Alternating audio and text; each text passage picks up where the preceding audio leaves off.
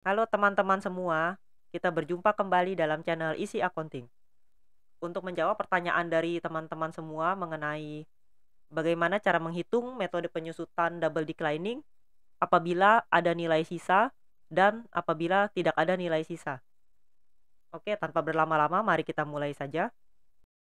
Misal contoh soal, kita membeli kendaraan seharga 300 juta dengan umur ekonomis 5 tahun dan kendaraan tersebut masih ada nilai sisa sebesar 30 juta di tahun kelima.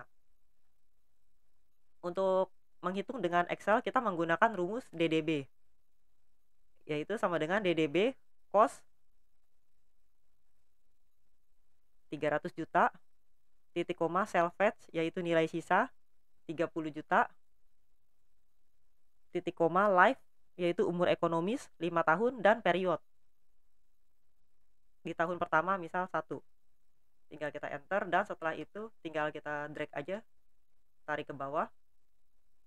Untuk akumulasi penyusutan, karena ini tahun pertama, maka akumulasi penyusutan sama dengan biaya penyusutan, yaitu 120 juta.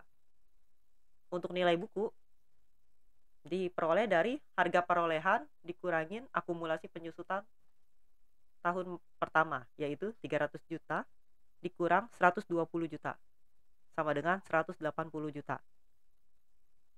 Untuk biaya penyusutan tahun kedua, yaitu 72 juta, ini diperoleh dari rumus.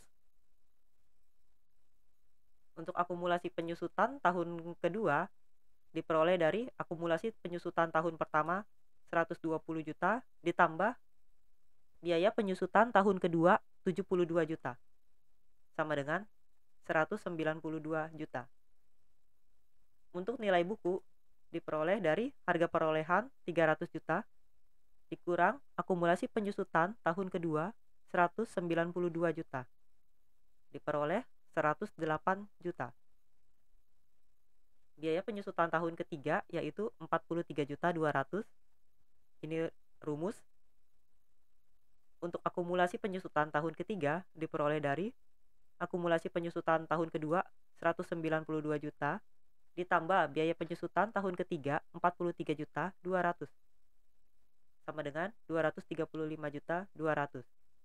Nilai bukunya harga perolehan 300 juta dikurang akumulasi penyusutan tahun ketiga 235.200.000, yaitu 64.800.000. Biaya penyusutan tahun keempat ini juga diperoleh dari rumus Excel. Untuk akumulasi penyusutan tahun keempat diperoleh dari akumulasi tahun ketiga 235.200.000 ditambah biaya penyusutan tahun keempat 25.920.000, diperoleh 261.120.000. Nilai buku diperoleh dari harga perolehan 300 juta dikurang akumulasi penyusutan tahun keempat 261.120.000, diperoleh 38.880.000. Biaya penyusutan tahun kelima diperoleh dari rumus Excel sebesar 8.880.000. Untuk akumulasi tahun kelima yaitu akumulasi tahun keempat 261.120.000 ditambah biaya penyusutan tahun kelima 8.880.000, diperoleh 270 juta. Nilai bukunya adalah harga perolehan 300 juta dikurang akumulasi penyusutan 270 juta, sehingga diperoleh nilai buku 30 juta. Oke.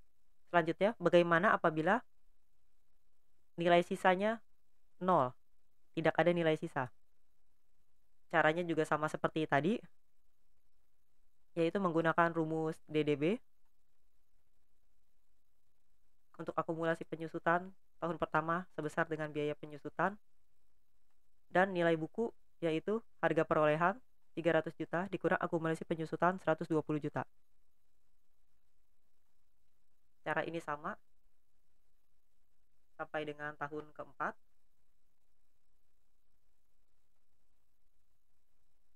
Perbedaannya adalah hanya di tahun kelima. Di tahun kelima rumusnya harus disesuaikan dengan nilai sisa, sehingga kita tidak menggunakan rumus Excel DDB tapi langsung biaya penyusutan sama dengan nilai buku. Kita ambil 38.880.000. Seperti ini. Sehingga akumulasi penyusutannya adalah akumulasi tahun keempat ditambah biaya penyusutan tahun kelima sebesar 300 juta. Sehingga diperoleh nilai buku sama dengan 0. Seperti itu. Jadi kuncinya ini ada di tahun kelima ini. Kita sesuaikan rumusnya mengikuti nilai buku. Seperti itu. Untuk jurnalnya, yaitu untuk di tahun pertama, biaya penyusutan didebit sebesar 120 juta, dan akumulasi penyusutan dikredit sebesar 120 juta. Untuk tahun kedua, biaya penyusutan didebit sebesar 72 juta, dan dikredit akumulasi penyusutan sebesar 72 juta. Untuk tahun ketiga, biaya penyusutan didebit sebesar 43.200.000, dan akumulasi penyusutan dikredit sebesar 43.200.000. Untuk tahun keempat, biaya penyusutan sebesar 25.920.000 didebit, dan akumulasi penyusutan dikredit sebesar 25.920.000. Dan untuk tahun kelima, biaya penyusutan 38.880.000 didebit, dan akumulasi penyusutan dikredit sebesar 38.880.000. Oke, cukup sekian konten kali ini. Semoga bisa membantu menjawab pertanyaan dari kalian semua. Apabila kalian suka dengan video ini, silakan like, subscribe, dan share, serta tinggalkan komen di kolom komentar. Sampai bertemu lagi di konten-konten saya selanjutnya. Bye-bye.